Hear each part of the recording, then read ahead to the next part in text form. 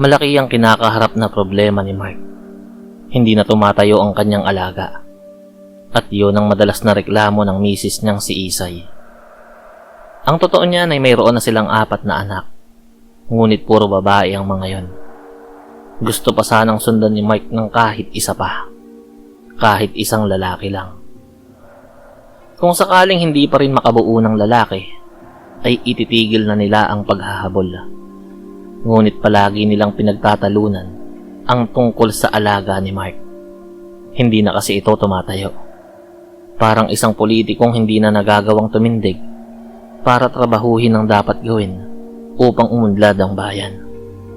Nakatunga nga lang at nagpapalaki ng itlog sa opisina o sa kanilang bahay. Sige na naman, mahal. Isa na lang. Alam mo namang gustong-gusto kong magkaroon tayo ng anak na lalaki, di ba? Paglalambing ni Mark sa kanyang asawa. Ay naku, mahal. Sa akin walang problema eh. Pero yung sayo, ayaw nang tumayo eh. Palaging pagod.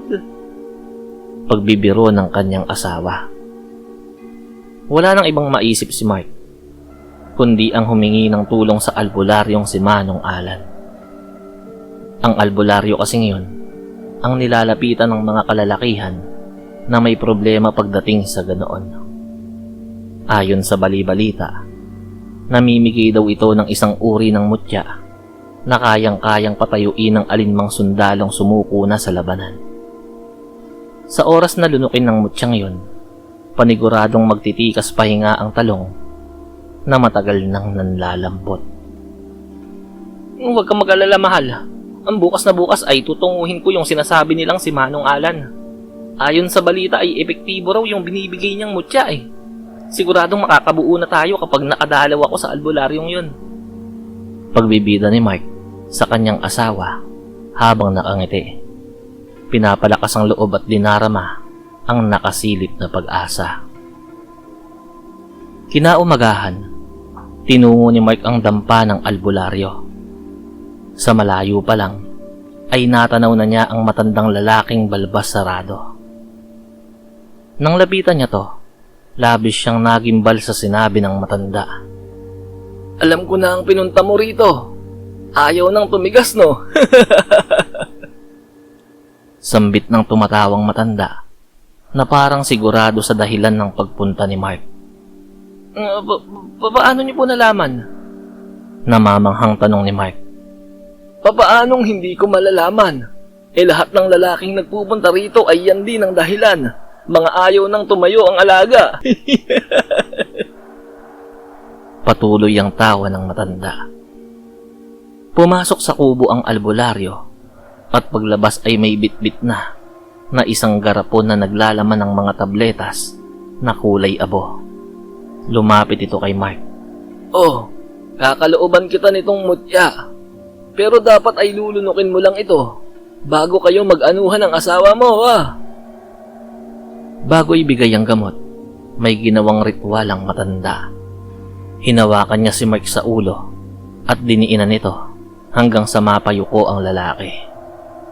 Mabilis na idinikit ng albularyo ang bibig sa kanyang ulo at umihip ng malakas sa kanyang bumbunan. Damang-dama ni Mark ang sumabog na laway sa kanyang anit na gumapang pa sa kanyang batok at noo. Nakakadiri man, hindi siya nagreklamo dahil siya ang nanghihingi ng tulong.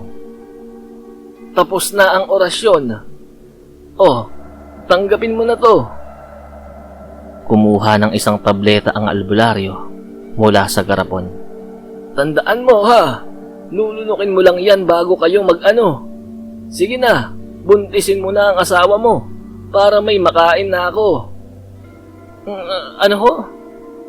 Tanong ni Mark, naguguluhan sa huling sinabi ng matanda. Ang sabi ko ay umuwi ka na nang makakain na ako. Nagugutom na kasi ako eh. Pagtatama ng albularyo, bago mabilis na pumasok sa loob ng kubo, bitbit ang garapon. Wala itong hininging bayad mula kay Mark. Lumipas ang 3 buwan at nahahalata na ang umbok sa tiyan ni Isay. Tuwang-tuwa ang mag-asawa, lalo na si Mark na araw-araw nananalangin na sana ay lalaki ang bata. Sadyang mabisa ang mutya. Naaalala pa ni Mark na noong gabing lunukin niya yon, lagpas 24 oras ang pagkakatayo ng kanyang alaga. Masakit na pero tila bakal pa rin ang tigas nito. Ngunit kaakibat ng pagbubuntis na yon ay ang mga kaganapang hindi niya maintindihan. Gabi-gabi ay may humihintong itim na baboy sa harapan ng pinto ng kanilang kubo. Sinusubukan niya itong itaboy pero hindi natitinag ang nilalang at tila nakatitig lang sa kanilang pintuan. Dahil puro babae ang kanyang mga anak, ipinasundo ni Mark ang kanyang bayaw na nakakatandang kapatid ni Isay upang may makasama ang kanyang mag-iina tuwing aalis siya para magtrabaho sa bukid. Malaki kasi ang hinala niya na ang umaaligid na baboy ay isang aswang. Isang hapon, nagkukwentuhan si Mark at ang kanyang bayaw. Ipinagmalaki niya ang tungkol sa mutyang nakuha niya kay Manong Alan. Ngunit nang mabanggit ang pangalan ng albularyo, nagulat siya sa reaksyon ng kanyang bayaw. Ano? Si Manong Alan? Aswang ang hayop na yun eh. At yung sinasabi mo mutya niya? Hindi yun mutya. Viagra yun. Galit na sabi ng kanyang bayaw. Mukhang alam ko na kung sino yung baboy na umaaligid sa bahay nyo. Ang pakay niya ay ang sanggol sa sinapupunan ng asawa mo. Ginawa rin niya sa akin yan eh. Binigyan niya ako ng Viagra. Sabi niya mutya raw yun. Epektibo naman. At nabuntis si Eva. Pero nung mabuntis, inaswang niya kaya nalaglag ang bata eh. Nanginginig sa galit na kwento ng kanyang bayaw. Teka, Eva? Di ba si Ate Neneng ang asawa mo? Pagtataka ni Mike. Eva? Sinong Eva? Basta, papatayin ko ang aswang na yan. Pag-iwas ng kanyang bayaw dahil baka madulas pa siya sa pangalan ng iba pa niyang babae. Kinagabihan, naghanda ang magbayaw. Sinabuyan nila ng asin ang paligid ng kubo at nag-abang. Hawak ni Mark ang matalas na gulok habang ang bayaw naman niya ay may mahabang kawayan na pinatulis ang dulo. Ngunit lumipas ang hating gabi at walang itim na baboy na dumating hanggang sa makatulog sila. Nagising na lamang sila sa malakas na pagaspas sa bubungan.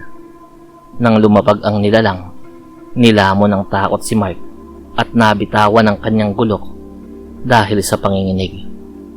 Subalit ang kanyang bayaw, na puno ng pagnanais makapaghigante, ay mabilis na itinarak ang matulis na kawayan sa bahagi ng bubong kung saan nanggagaling ang kalampag. Umatungal ang aswang at nahulog mula sa bubong. Nang lumabas ang kanyang bayaw upang tignan yon, wala na ang nilalang. Tanging mga patak na lamang ng dugo ang makikita sa daan patungo sa kasukalan. Ilang araw ang lumipas, kumalat ang balita sa Karatig Purok. Namatay na si Manong Alan, ang nag-iisang albularyo na nilalapitan ng mga lalaking ayaw ng tayuan ng alaga. Ang albularyong nagbibigay ng libreng Viagra na kilala bilang pampatigas na mutya ni Manong Alan.